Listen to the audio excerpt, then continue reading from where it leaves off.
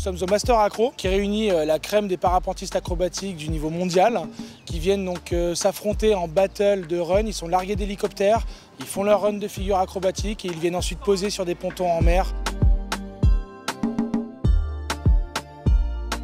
Le Master Acro, c'est vraiment une des compétitions hyper intéressantes pour nous parce que déjà elle se passe à La Réunion, c'est un endroit où on ne va pas souvent. Puis surtout, c'est une compétition qui rassemble un peu les meilleurs mondiaux, donc du coup on est un peu tous challengés par le top de ce qui se passe dans notre sport, donc c'est hyper intéressant pour nous, c'est hyper flatteur aussi d'être invité là.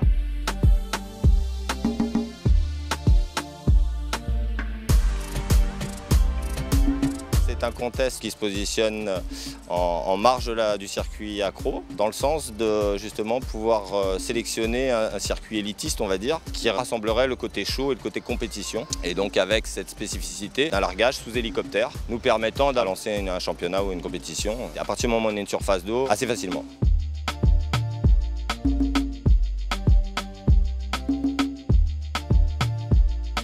Alors on a une règle principale qui se passe pendant les battles, c'est celle de pouvoir imposer une manœuvre à l'autre pilote. Donc on va pouvoir jouer sur la force ou sur la faiblesse de l'un ou de l'autre. Les parapentistes, donc, lors de leur run, doivent atterrir sur les pontons, ils gagnent énormément de points et ils doivent déclencher donc, ce qu'on appelle un 360. Ils viennent frotter le bout de l'aile dans l'eau, ils se redressent, ils touchent les pieds dans l'eau et ils posent sur le ponton, ils vrillent la voile. Ça, c'est le posé parfait. Et ici, la spécificité, c'est que c'est en mer, hein, c'est pas en lac. Donc il faut en plus avoir une bonne gestion donc, du rapport air-sol et des placements en fonction de la dérive. C'est pas simple, hein. C'est le master, c'est le principe.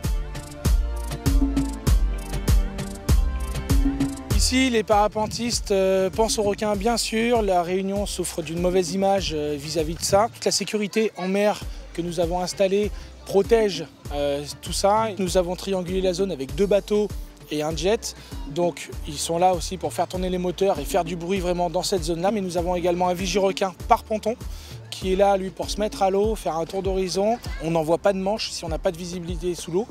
Quand les parapentistes se mettent à l'eau, il y en a qui sont en mode cool et d'autres qui sont stressés par les requins, etc. Donc on essaie vraiment de les rassurer jusqu'au bout.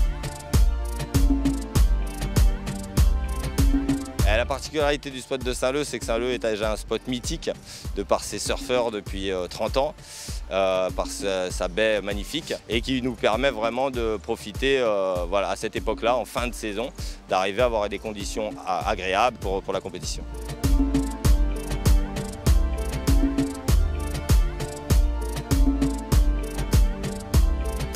Le cadre est vraiment exceptionnel, l'organisation est super sympa, donc à chaque fois on passe vraiment un moment exceptionnel.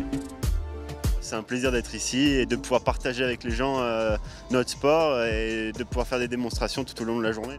C'est juste trop beau, on a des nuages qui sont pas loin, dès qu'on saute de l'hélico on est au-dessus des nuages, on atterrit dans la mer, enfin, c'est assez incroyable.